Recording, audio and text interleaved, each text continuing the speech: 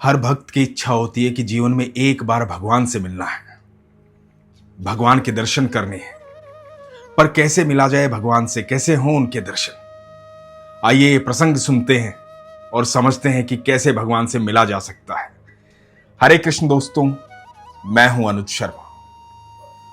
वृंदावन में रहती थी कांताबाई। कांताबाई ठाकुर जी की अनन्य भक्त थी। नियमित रूप से बिहारी जी के मंदिर जाया करती थी। भगवान से बेहद प्रेम करती थी। एक बेटी थी उसकी। बेटी का विवाह पड़ोस के एक गांव में कर दिया था। उसके पति बैकुंठ धाम चले गए थे। अब जीवन में सिर्फ भगवान की आराधना बाकी बची थी। तो दिन रात सुबह शाम भगवान का नाम जपती थी, भगवान की आराधना करती थी, नियमित रूप से मंदिर जाती थी। एक दिन हुआ यूं, बाके बिहारी के मंदिर से बाहर निकल रही थी। उसने देखा एक दुकान पर एक बड़े मनमोहक से लड्डू गोपाल बैठे हुए हैं, बड़े ही सुंदर। कांताबाई वहीं पर रुक गई और एकटक देखने लगी। कांताबाई को लगा कि लड्डू गोपाल कह रहे हैं कि तू मुझे ले चल, मैं तेरे साथ चलना चाहता हूं। और कांताबाई ने उस दुकान से वहां से लड्डू गोपाल ले ली। अब लड्डू गोपाल लेकर के अपने घर पहुंची। घर जाकर के उनको स्नान करवाया, बड़ा स्नेह किया कि प्रभु आप मेरे घर आए हैं, आपका स्वागत है। उनको पोशाक धारण करवाई, श्रृंगार किया, बेहद प्रेम किया। उसके बाद अब नियम बन गया था लड्डू गोपाल की सेवा का। नित्य सुबह उठती, भगवान को स्नान करवाती, पोशाक धारण करवाती, श्रृंगार करती, पूजा पाठ करती, भगवान से बातें करती। अब बिहारी जी के मंदिर भी जाती थी और लड्डू गोपाल की सेवा भी करती थी। लड्डू गोपाल की सेवा करते करते उनसे बातें करती रहती थी। बेहद प्रेम हो गया था लड्डू गोपाल से। इतना प्रेम हो गया था कि अब कांताबाई को किसी और की आवश्यकता नहीं थी।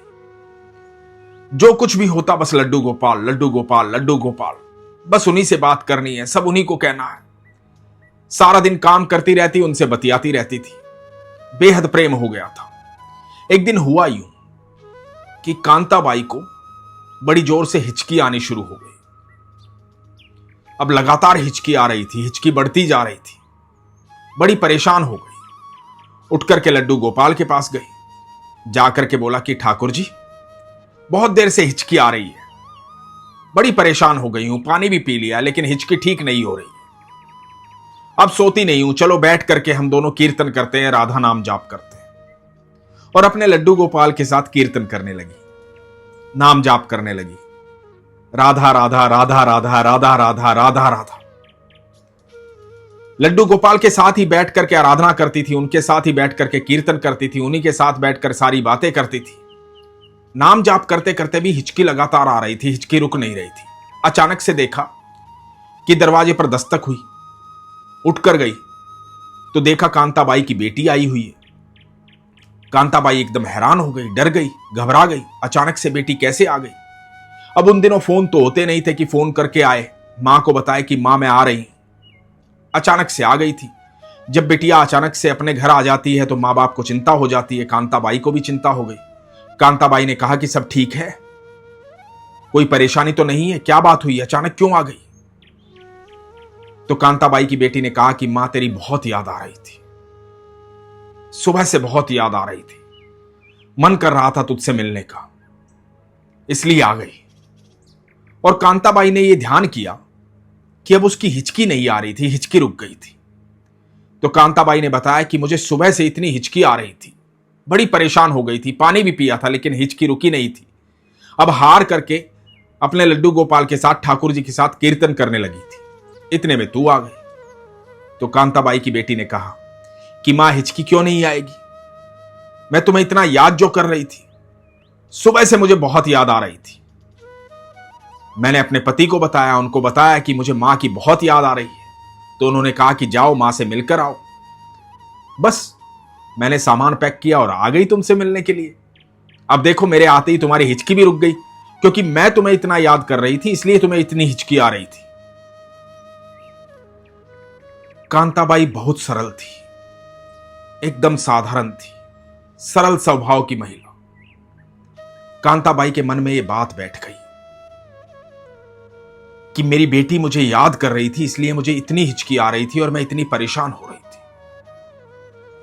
मैं तो हर समय अपने ठाकुर जी को याद करती रहती हूं, मेरे कन्हैया को याद करती रहती हूं। मेरे ठाकुर जी कितना परेशान होते होंगे, उनको कितनी हिचकी आती होगी।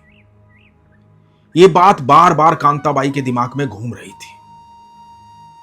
बेटी के साथ बैठी, बतियाई, बेटी को दुलार किया, लेकिन पूरा ध्यान इसी बात में कि मैं ठाकुर जी को याद करती हूं, कितनी हिचकी उनको आती होगी। रात्रि को सोते समय निर्णय ले लिया कि आज के बाद मेरे ठाकुर जी को याद नहीं करूंगी। मैं कितना ठाकुर जी को याद करती हूं, उनको तो बहुत हिचकी आती होगी, बहुत परेशान हो जाते होंगे। बड़ी दुखी भी हो गई थी ये निर्णय लेकर के, परेशान भी हो गई थी कि अब कैसे होगा, बिना ठाकुर जी को याद किए कैसे रहूंगी मैं। लेकिन याद नहीं करूंगी क्योंकि मेरे ठाकुर जी परेशान हो जाएंगे। सुबह हुई।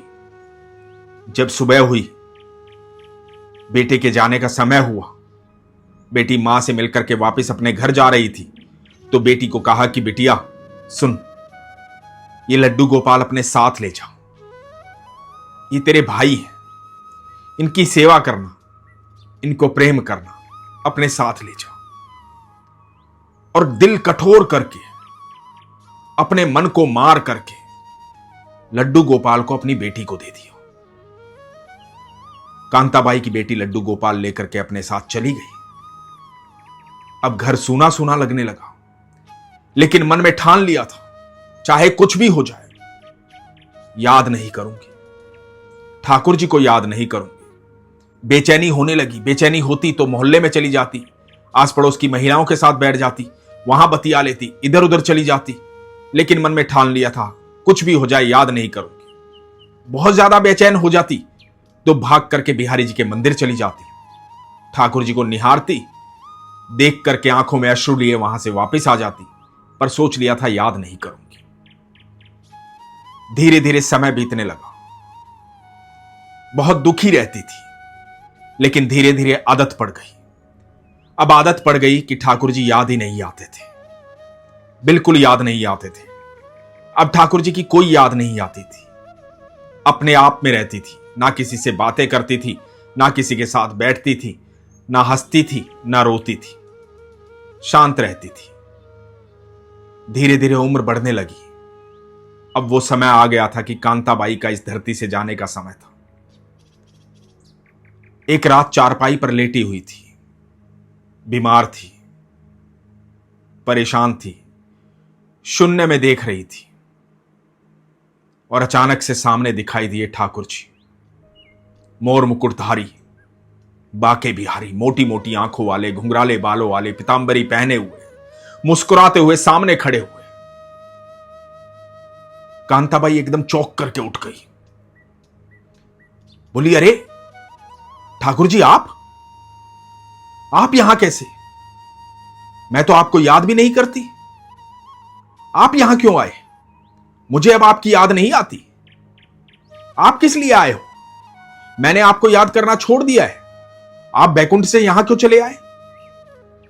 आपको इतने बड़े बड़े संत महात्मा याद करते हैं, लोग पूजा पाठ करते हैं, मंदिरों में जाते हैं, मैं तो आपको याद नहीं करती, आप यहां क्यों आ गए? और ठाकुर जी से शिकायत करने लगी।